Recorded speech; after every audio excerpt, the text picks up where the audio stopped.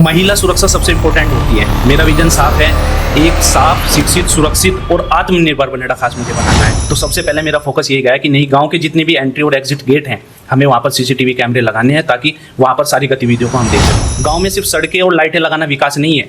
गाँव में विकास अगर करना है, गाँव में बैंक लाइए, गांव में स्कूल अच्छे स्कूल लाइए, गरीब बच्चों के लिए जो है सीबीएसई बोर्ड तक का आजकल जो पैटर्न चल रहा है उसको गांव में लाइए। हमारा गांव आज की डेट में मैं आपको बता दूं कम से कम 15 से 20 साल पीछे चला गया। नमस्कार, आप देख रहे हैं निष्पक्ष खबर। मैं हूं प्रशांत त्यागी।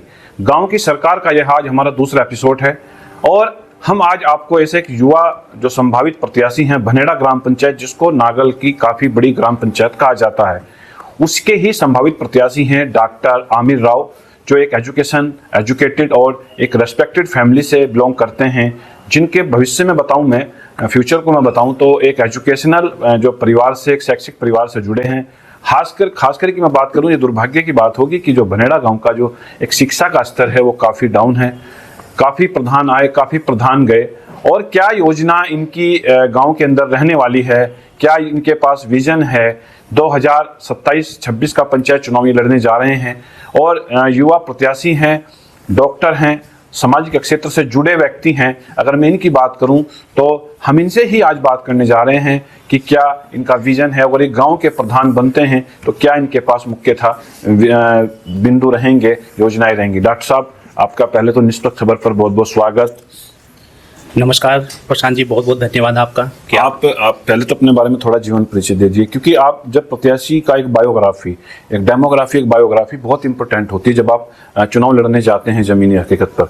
तो क्या आपकी बायोग्राफी है और क्या आपकी जियोग्राफी, और क्या किस तरीके से आप इस क्षेत्र में आए कि मैं प्रधानी के चुनाव के लिए जाऊँ। मैं doctor Aamir Rao, director happy hospital Deoband. आप सभी लोग जानते हैं मेरा देवबंद में एक छोटा सा अस्पताल है, हैप्पी हॉस्पिटल। जी। और हमारा जो भनेड़ा खास गांव है वो नागल ब्लॉक का एक बहुत ही बड़ा गांव माना जाता है, और उसमें मैं प्रधान के उम्मीदवार के रूप में इस बार 2026 के इलेक्शन में खड़ा हुआ हूं। मैं प्रधानी में इसलिए खड़ा हुआ हूं क्योंकि मैं अपने गांव को सिर्फ बदलना नहीं चाहता, मुझे इसको संवारना है। और मेरा विजन साफ है, एक साफ, शिक्षित, सुरक्षित अपना गांव भनेड़ा खास। मुझे भनेड़ा खास को और खास बनाना है। इसके लिए मुझे चाहे जो भी करना पड़े मैं करूंगा। आज गांव में सफाई की कमी है, शिक्षा में पिछड़ापन है, और युवाओं को सही दिशा की बहुत ज़्यादा ज़रूरत है। अगर मैं बात करूं डॉक्टर साहब, क्योंकि आप अभी युवा हैं और चिकित्सक लाइन से आप जुड़े हुए हैं, अच्छा हॉस्पिटल आप चला रहे हैं, लेकिन आपको गांव की राजनीति में जाने की जरूरत क्यों पड़ी? ऐसा क्या रीज़न रहा कि एक डॉक्टर को गांव के अंदर, गांव की राजनीति में जाना पड़ा? क्या मुख्यतः इसकी वजह रही है? इसकी सबसे जो मेन वजह है, मैं चाहता हूं कि हर बच्चा स्कूल जाए, हर बुजुर्ग को सम्मान मिले, हर महिला को हक मिले और सुरक्षा मिले। मैं राजनीति करनी नहीं, सेवा करने आया हूं। मैं डॉक्टर हूं, लेकिन गांव को बीमार देखकर चुप नहीं रह सका। अब मैं इलाज सिर्फ अस्पताल में नहीं बल्कि गांव के हर कोने में करना चाहता हूं, सड़कों का, नालियों का, सोच का और भनेड़ा खास के भविष्य का। अगर मैं बात करूं, अगर आंकड़ों की बात करें, भनेड़ा खास जो गांव है वहाँ का जो शैक्षिक स्तर है, इंटर कॉलेज के बावजूद भी, इतने स्कूल होने के बावजूद भी काफ़ी डाउन है। लगभग अगर बात करें तो मात्र 33 से 35% लोग वहाँ साक्षर होंगे, जो कुल 10 से 5% ऐसे होंगे जिनके बीएससी या एमएससी की वो क्लास पढ़ चुके हैं। उसके बाद वहाँ शिक्षा की भारी कमी है। तो उसको लेकर आप शिक्षा के जो क्षेत्र में आपकी क्या योजना आपके पास होगी, क्या आपके पास विजन होगा? मेरा सपना है कि आने वाली पीढ़ियां कहें कि हाँ, एक बार एक प्रधान आया जिसने सिर्फ वादा नहीं किया बल्कि बदलाव लाया। शिक्षा के क्षेत्र में हमारा गांव जो है, हमारे गांव में 33% जो है शिक्षित लोग हैं, अभी भी 67% अशिक्षित लोग हैं। लेकिन मैं ये कहना चाहता हूँ, हमारे गांव के लोग बहुत ही ज़्यादा भले हैं, ईमानदार हैं, मेहनती हैं, वो सभी काम बहुत ईमानदारी से करते हैं। लेकिन उनको सिर्फ बेवकूफ़ बनाया जा रहा है, उनको सिर्फ थोड़ा सा बहला फुसला कर किसी तरीके से उनको सिर्फ अशिक्षित रहने के लिए कहा जा रहा है कि आप अपने बच्चों को ना पढ़ाइए, सिर्फ उनसे मजदूरी कराइए, मेहनत कराइए। मेरा सबसे मेन विजन जो रहेगा वो शिक्षा को लेकर रहेगा। शिक्षा के क्षेत्र में और स्वास्थ्य के क्षेत्र में हमें क्रांति लानी है, और सभी बच्चों को हम यही आगे कह रहे हैं कि भाई आप लोग पढ़ें और पढ़कर आगे निकलें, बढ़ें। जो मौजूदा ग्राम प्रधान हैं उनके बारे में, जो विकास कार्य को लेकर क्या कहेंगे? क्या उन्होंने गांव में विकास कार्य किए? उनका गांव में क्या मुख्यतः रहा? क्या कानून व्यवस्था उनके गांव में रही? तो थोड़ा उसके बारे में जानना चाहिए, क्योंकि एक विपक्ष और पक्ष होता है। तो आप जो मौजूदा गांव के प्रधान हैं, उनका दावा है कि मेरे से ज़्यादा अब तक गाँव में किसी ने काम नहीं कराए हैं, चाहे वो एजुकेशनल हो चाहे वो भी। तो उस बारे में आप कितने संतुष्ट हैं? क्या गाँव में काम हुआ है?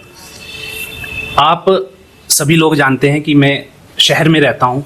मैंने शहर में तरक्की देखी, लेकिन जब अपने गाँव लौटता हूँ तो लगता है जैसे वक्त यहीं थम सा गया है। सोचता हूँ क्या हमारा गांव ऐसा ही रहेगा, क्या हमारे बच्चे उनको भी वही संघर्ष करना पड़ेगा जो हम करते आए हैं। हमारा गांव आज की डेट में मैं आपको बता दूं कम से कम 15 से 20 साल पीछे चला गया। आज से 20-25 साल पहले जो गांव हमने देखा था सेम टू सेम वही गांव झुका तो वहीं का वहीं खड़ा हुआ है। मैं प्रधानी में खड़ा हुआ हूं क्योंकि जब मैं अपने गांव की टूटी हुई गलियां, गंदगी में खेलते मासूम बच्चे और इलाज के लिए तरसते बुजुर्गों को देखता हूं तो मेरा दिल रो पड़ता है। तो अब उसके गांव की जो फैकल्टी है उसको आप मजबूत करने का काम करेंगे, क्योंकि मौजूदा प्रधान जो बात करते हैं वो बड़े विकास के दावों की बात करते हैं। उन्होंने कहते हैं कि मैंने काम किया, मैंने सड़क बनवाई, ये बनवाया, स्कूल में डेवलपमेंट किया। क्या ऐसा वास्तविकता है? क्या इस बारे में आप कहना चाहेंगे?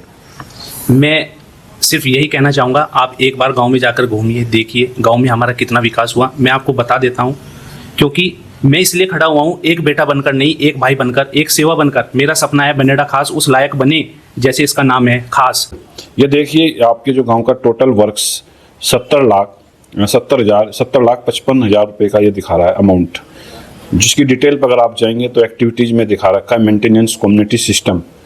क्या मेंटेनेंस कम्युनिटी सिस्टम हुआ? ये टोटल स्कीम कंपनी आप देख सकते हैं, डेवलपमेंट किस तरीके से ये स्कीम के बारे में आप इसमें एक्टिव कोड, क्या ये विकास कार्य हुआ, फोकस एरिया रोड्स, और मैं बात करूं बेसिक ग्रांट यूनिट और अन्य प्रकार ये पब्लिक वर्क्स, क्या ये काम हुआ जो इन्होंने दिखा रखा है? ये अमाउंट कितना है आप देखिए, आप अमाउंट देखिए, अमाउंट कितना है जो वहाँ से निकाला गया है 2025-26 का कितना अमाउंट है बताइए आप। टोटल है 70,55,000 रुपये। तो क्या है 70,55,000 रुपये गाँव में लगे? देखिए इसके बारे में आप प्रशांत जी आप गांव में जाइए और गांव की सड़कों पर घूमिए, गांव के विकास को देखिए। मैं कुछ ज़्यादा नहीं कहना चाहता, क्योंकि जब कोई बाहर से आए तो कहे कि हाँ ये वही गांव है कि जहाँ के लोग जागे हैं। इस तरह की बात लोगों के बाहर से आने वालों के मन में होनी चाहिए, विकास होना चाहिए। मैं यही कहना चाहता हूँ कि अगर आप गवर्नमेंट से फंड ले रहे हैं तो उस पैसे से आप विकास करिए।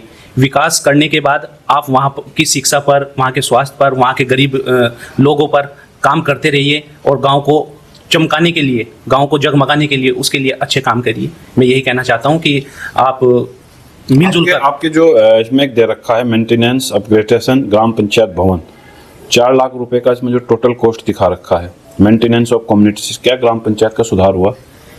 ग्राम पंचायत जो अब से पहले थी, मैं बचपन से देखता आ रहा हूँ, जैसी थी ऐसी की ऐसी हमें आज दिखती है। उसमें तो दिखा रखा कि इन्होंने कि इतना अमाउंट क्या होगा, जो मौजूदा प्रधान है उन्होंने कुछ ना कुछ किया होगा। अगर उन्होंने दिखाया है तो वो देखना पड़ेगा। तो हम देखेंगे गांव में जाके कि क्या वहां पर हुआ है। लेकिन मेरा आपसे केवल अब 3 सवाल शॉर्टकट में सीधा आता हूँ, आपको लोग वोट क्यों दे? मैं गरीब लोगों के लिए हमेशा 24 घंटे खड़ा रहूंगा। मैं गांव में विकास करूंगा, स्वास्थ्य पर और शिक्षा के क्षेत्र में क्रांति लाऊंगा। मैं यहाँ पर एक अस्पताल चला रहा हूँ, हैप्पी हॉस्पिटल जो चला रहा हूँ। मैं यहाँ पर बनेड़ा खास के लोगों के लिए स्पेशल मैंने यहाँ पर रह करके सेवा की है और मैं सेवा करता रहूँगा। इसलिए मैं गरीब जनता को से सिर्फ यही बोलता हूँ, अगर मेरे अंदर अच्छाई है तो आप मुझे चुनिए। मेरे काम पर, मेरी ईमानदारी पर, मेरी मेहनत पर कोई भी आपको डाउट है तो आप मुझे बिल्कुल बेझिझक होकर के बता सकते हैं। लेकिन मैं यही कहूँगा, अगर आपके गाँव को, अपने गाँव को चमन बनाना है, गाँव में सिर्फ सड़कें और लाइटें लगाना विकास नहीं है। गांव में विकास अगर करना है, गांव में बैंक लाइए, गांव में स्कूल, अच्छे स्कूल लाइए। गरीब बच्चों के लिए जो है CBSE बोर्ड तक का आजकल जो पैटर्न चल रहा है उसको गांव में लाइए। स्कूल बना या नहीं बना, उसके बाद भी बच्चे वहाँ पर बेरोजगार हैं, वहाँ पर बहुत ज़्यादा बेरोजगारी है। शिक्षा के नाम पर जो बच्चे हैं वो अपने खेतों में अपने माँ बाप के साथ जा करके मेहनत कर रहे हैं, खेती कर रहे हैं। दूसरा सवाल मेरा, अगर आप गाँव के प्रधान बनते हैं तो आपकी 3 प्राथमिक जो मेन कार्य कौन कौन से रहेंगे? मेरा जो सबसे इम्पोर्टेंट है शिक्षा, विकास तो हम करेंगे ही। शिक्षा, स्वास्थ्य और गरीब लोगों का जो जितना भी भला होगा हम गरीब लोगों से जुड़ेंगे और गरीब लोगों के लिए जो स्पेशल कार्य होंगे हम वो कार्य करेंगे। सुरक्षा की अगर दृष्टि की बात की जाए तो सुरक्षा की दृष्टि से आपके क्या महत्वपूर्ण कार्य रहेंगे?